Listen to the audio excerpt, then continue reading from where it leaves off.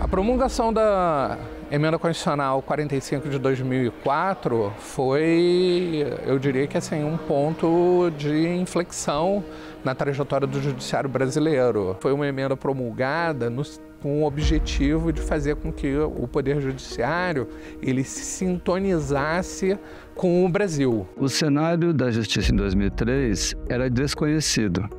Então, talvez esse tenha sido o botão que foi acionado pela Emenda 45. Olha, é preciso conhecer a Justiça para poder planejá-la estrategicamente. O Judiciário brasileiro, a partir de um diagnóstico dele próprio, do Supremo Tribunal Federal, entendia que muita coisa precisava ser modificada para que se pudesse dar, sobretudo, mais celeridade aos julgamentos. A ideia era justamente combater não só a morosidade da justiça, mas também, por conta dessa morosidade, responsabilizar pessoas que tinham cometido crimes graves. E a partir disso, a gente passou a ter, em momento de crítica, uma discussão no Congresso e com o Supremo e com o Poder Judiciário como um todo, como melhorar. Valdir Pucci, advogado e cientista político. Valdir Pucci, advogado e cientista político. Constitucional número 45.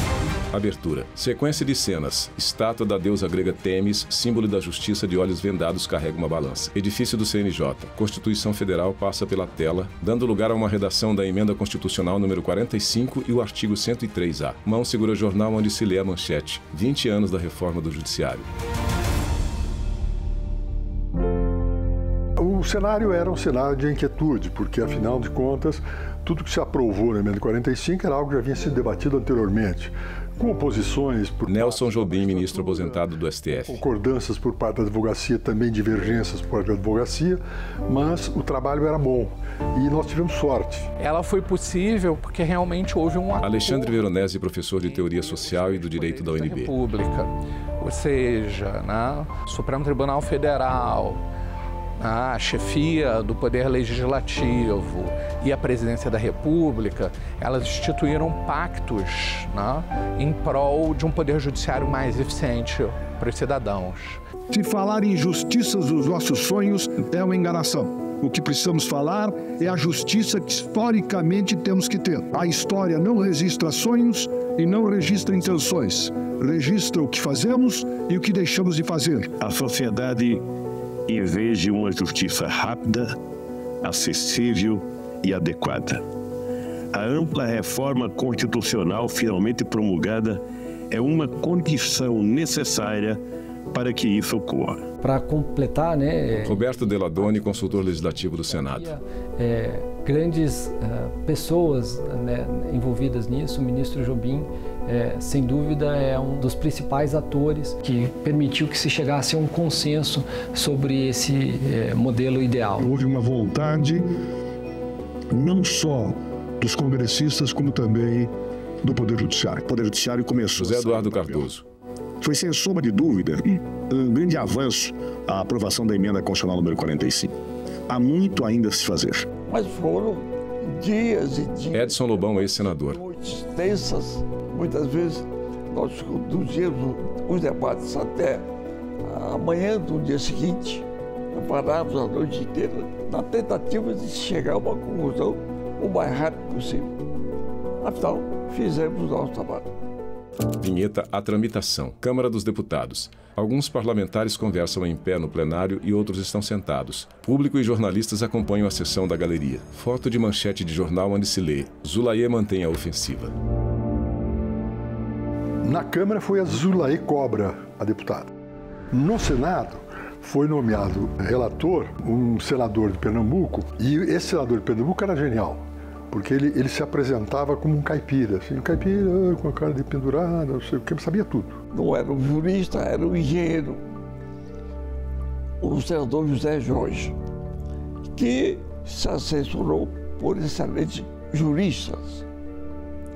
O resultado é que nós produzimos, a meu ver, um bom trabalho. Várias propostas surgiram, com comandos, inclusive, de pessoas de fora do Judiciário para participar das deliberações do Conselho Nacional de Justiça, mas acho que prevaleceu um acordo, um equilíbrio possível para que a sociedade civil participasse, o Congresso participasse, mas o Judiciário, no fim das contas, fosse o protagonista das mudanças que a sociedade esperava do judiciário. Eu acho que tudo isso funcionou a favor da reforma. Nós, da Comissão de Justiça, ouvimos o presidente do Supremo, o presidente do STJ, ouvimos os juízes, ouvimos a ordem dos advogados. Vamos fazer um esforço concentrado para a votação de leis mais urgentes. Depois de votar na comissão pela última vez, aí então o projeto voltará definido para o plenário. Essa é uma reforma de Estado, não é uma reforma de governo ou de um partido, é a reforma do Estado brasileiro, da democracia brasileira, e nós vamos dar prosseguimento à reforma do Poder Judiciário. São leis que repercutem diretamente em favor do povo brasileiro, pessoalmente, para que possa ter o exercício da cidadania. Centro de Brasília com ônibus, carros de passeio e pedestres que caminham próximos à rodoviária. A emenda 45 foi um trabalho complicado, porque tinha muita oposição das categorias. Da parte dos advogados, eles entendiam que a suma vinculante e a repercussão geral, que era uma novidade que estava sendo introduzida, reduziria o número de processos no Supremo Tribunal e nos tribunais superiores, principalmente no Supremo, no caso específico. E com isso diminuiu o trabalho. Havia uma disputa, então, de mercado de trabalho. A magistratura era contra também, porque sustentavam que o juiz de primeiro grau não podia se submeter ao segundo grau, aquela confusão toda. O ponto, talvez, que tenha gerado... Roberto Gurgel, ex-procurador-geral da República. Foi precisamente a instituição dos dois conselhos, do Conselho Nacional de Justiça e do Conselho Nacional do Ministério Público. Posso, talvez, estar sendo injusto, mas acho que não estou. A resistência no judiciário foi muito maior. A magistratura, no primeiro momento... Antônio Sérgio Escrivão Filho, professor da Faculdade de Direito da UNB. O processo, a mudança, ela gera incômodos, ela gera receios, a hipótese de transformação. Eu, no começo, fui um pouco contrário, até motivado pela ação da JUF, de juízes, etc. É que alegavam que já havia muitas instâncias de controle do Poder Judiciário. As corregedorias estaduais, as corregedorias dos tribunais em Brasília, a imprensa, a ordem dos advogados, afinal, muitas instâncias. Mas insistimos e foi feito.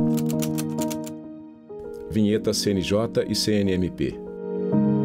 Nós instalamos o CNJ, foi uma dificuldade para instalar o CNJ, muito grande. E, curiosamente, o juiz que eu convidei na época, do juiz federal que eu convidei para foi o hoje ministro Flávio Dino, que depois o Flávio foi o primeiro diretor-geral do Conselho Nacional de Justiça. A Associação dos Magistrados Brasileiros entrou com ação de inconstitucionalidade, alegando que tinha membros externos, que tinham dois membros que eram um do Ministério Público, outro da Ordem dos Advogados e mais dois outros membros, que um era eleito pelo Senado e outro pela Câmara. E eles julgavam aquele negócio absurdo, etc. Entraram com ação de inconstitucionalidade, ela foi rejeitada. Hoje estão aí os dois trabalhando muito bem, produzindo bastante, pondo freios em alguns excessos e até estabelecendo regras de comportamento. Eu acho que foi um grande bem que se fez com aquela reforma do Poder Judiciário. Antes do Conselho Nacional de Justiça, nós tínhamos Marcelo Nobre, advogado, na averiguação de determinados desvios funcionais de atores do sistema de justiça. Com a vinda do Conselho Nacional de Justiça, isso fez com que surgisse conhecimento de que muitos daqueles que se desviavam não eram realmente punidos, julgados com direito à defesa e etc., como todo mundo tem o direito, mas aqueles que, confirmados dos desvios, não eram punidos. Muitos, como hoje os jovens dizem, passava-se pano. Quando um juiz, quando um membro do Ministério Público se desviava, não cumpria adequadamente os seus deveres, a regra é que absolutamente nada acontecia, com algumas exceções para confirmar a regra.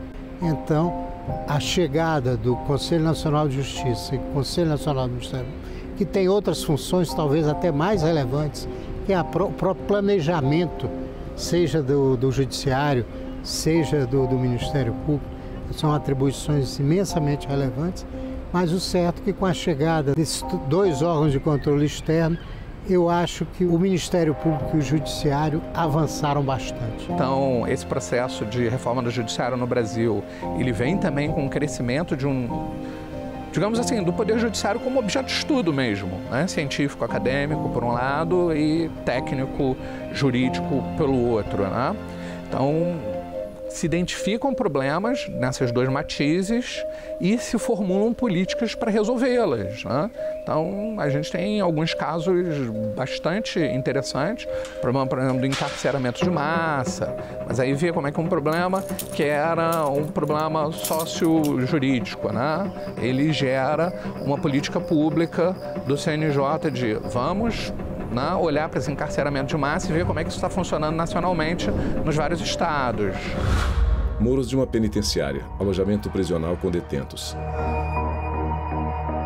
Eu participei da questão carcerária que nós, através, na época, de um projeto do ministro Gilmar Mendes, que era o meu presidente, ele, quando se deparou com questões gravíssimas, como, por exemplo, um preso que estava 8 anos além do tempo que ele tinha sido condenado. E outros tantos que estavam lá absolutamente abandonados sem qualquer revisão dos seus direitos. Gilmar Mendes, 2008. Por exemplo, presas no Espírito Santo provisoriamente há 11 anos. Nós encontramos alguém preso no Ceará também provisoriamente há 14 anos. Veja, portanto, é um quadro muito preocupante isso que foi encontrado pelo mutirão e nós esperamos que isso não mais se repita. O ministro Gilmar, então, implementou o mutirão carcerário para a verificação de todas essas situações para que a Constituição fosse respeitada. A gestão dos presídios, né, não é uma gestão do Judiciário. O Judiciário faz a sua determinação, a sua deliberação, né, a sua sentença, o seu acórdão, e a execução dele, né, vai ser supervisionada, claro, por uma vara de execuções penais, mas vai ser gerenciada na prática por estabelecimentos prisionais. Então é um exemplo de como o CNJ consegue ser, né, um espaço de diagnóstico dos problemas, de formulação dos problemas e depois de acompanhamento da solução dos problemas. Imagino que nem os constituintes derivados que aprovaram a emenda imaginavam ou planejavam a potência do CNJ, essa potência de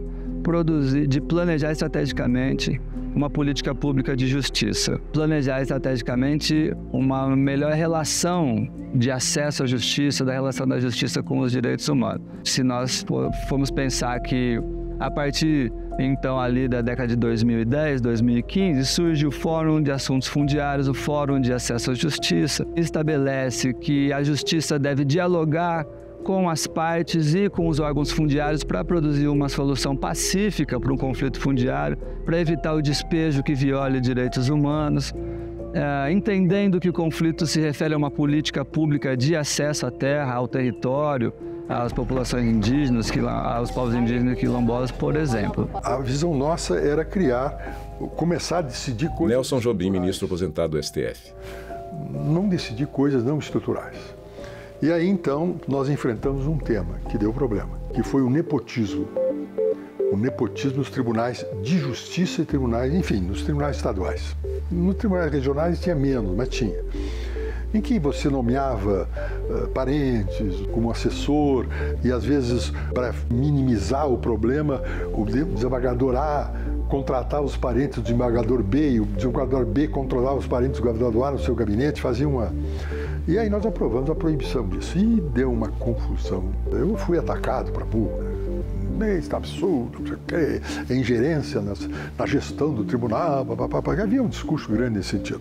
Mas no final nós conseguimos aprovar essa resolução do Conselho proibindo o nepotismo. Mexeu-se também em alguns aspectos... Roberto Gurgel, ex-procurador-geral da República. Digamos, de criar filtros para evitar um congestionamento exagerado do Supremo Tribunal Federal e dos tribunais superiores, de modo geral.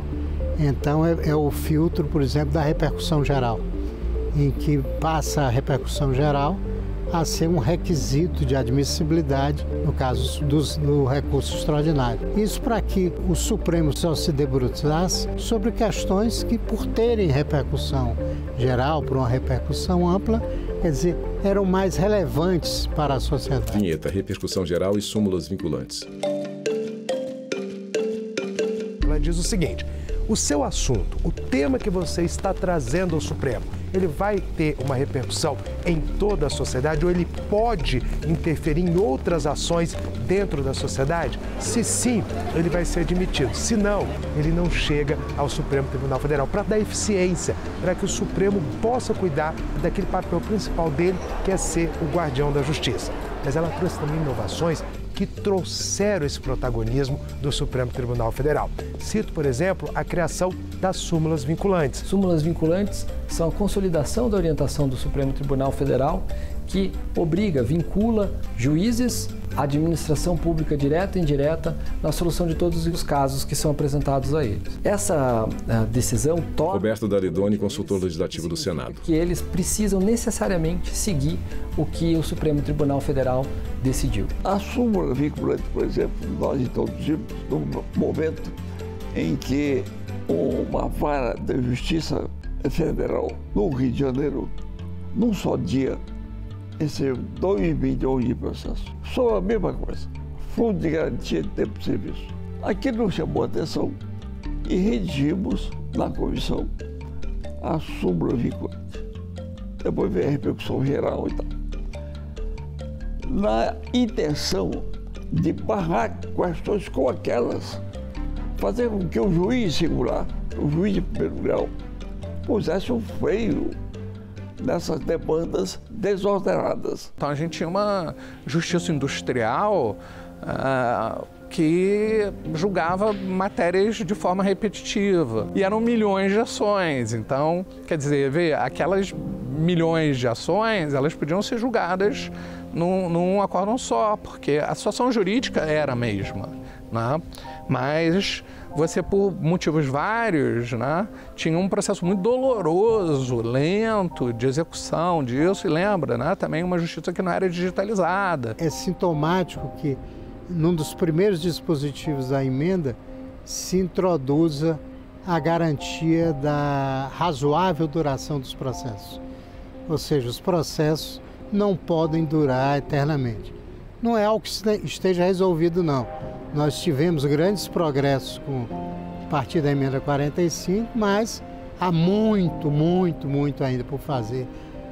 De modo geral, há uma demora ainda muito grande no julgamento dos processos. A duração razoável do processo é um pouco a forma como a gente tem de transparecer para as partes que os casos delas não devem durar o que estavam durando até então.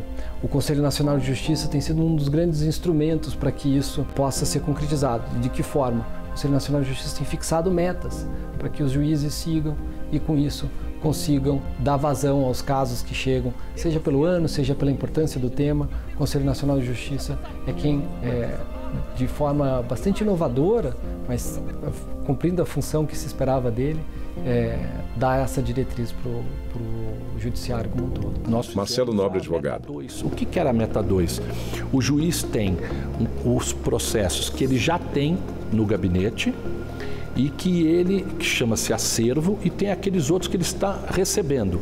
A meta 2, então, determinou que ele tivesse um percentual de decisões do acervo para limpar o seu acervo e que não deixasse as novas ações ficarem durante muito tempo.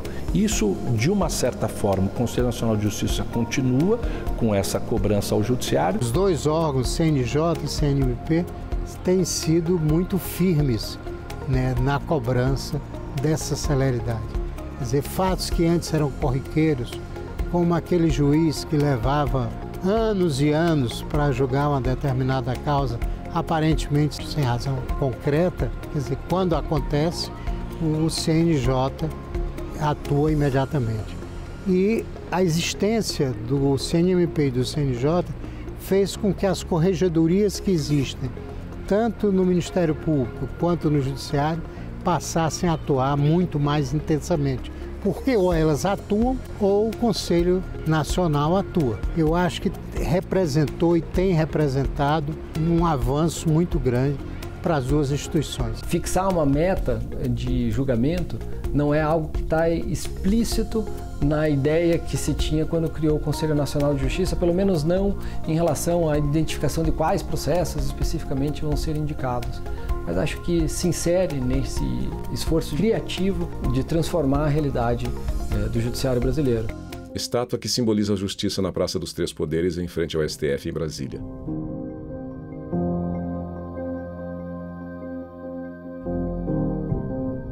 Antes um pouco de criar o CNJ, também havia um problema que nós tivemos que examinar e foi interessante. O Gilmar também ajudou nisso. Era os juízes. Eu percebi que a maior parte dos juízes, o grande problema era uma visão minimalista. Eles examinavam só o processo. Que era a função deles, o julgamento, como é que vai ser a decisão, etc. Mas eles não verificavam o todo, não tinham uma visão global do judiciário. Então nós criamos naquela época uma coisa que na época não se disse não, mas hoje chamamos justiça em números. O objetivo do trabalho era fazer com que a gestão dos tribunais, de todos os tribunais, de todas as justiças estaduais e federais, tivessem em vista os dados, ou seja, com esses dados eles saberiam o que tinham que fazer para dar celeridade. O primeiro Justiça em Números, ele surge no ambiente do debate da reforma judiciária, ele é de 2003. Muito incipiente, se você abrir o Justiça em Números de 2003, ele já começa cheio de tabelas indecifráveis, o que talvez simbolicamente demonstra como era desconhecido e indecifrável. Se for buscar o Justiça em Números de 2024, já é uma proposta de diálogo social com a sociedade, com as autoridades. É um texto explicativo, analítico, claro que também com as suas tabelas que importam, mas já... Antônio Sérgio Escrivão Filho, professor da Faculdade de Direito da UNB. O Justiça em Números é outro. A justiça, ela tem que se fazer caminhar, ela tem que se colocar em marcha, buscando sempre esse aprimoramento, e a reforma judiciária proporcionou isso. Eu diria que sem esta reforma, da qual a sociedade participou, como disse, com as suas sugestões, com os debates internos, sem ela, nós estaríamos hoje mergulhados num caos no Poder Judiciário. O Poder Judiciário trabalha intensamente, todas as suas instâncias.